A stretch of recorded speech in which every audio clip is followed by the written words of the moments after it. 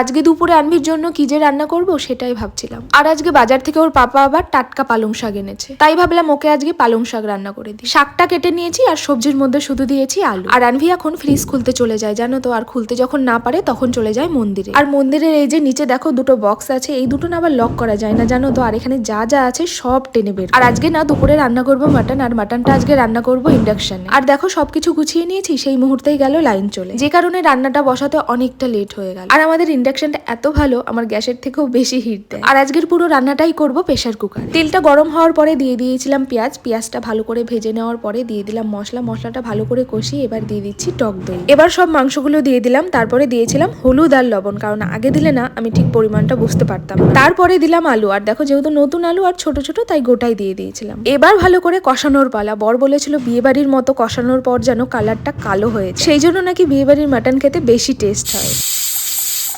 প্রেসারের ঢাকন খোলার পরে উফ এত সুন্দর সুগন্ধ কি বলবো। তারপরে বাটা গরম মশলাটা দিয়ে দিলাম, আর এই দেখো ফাইনাল লুক মাটনের। প্রেসার কুকার আর ইন্ডাকশনের লিঙ্ক যদি কারো দরকার হয় উপরে দেখো আমি লিঙ্ক ট্যাগ করে দিয়েছি।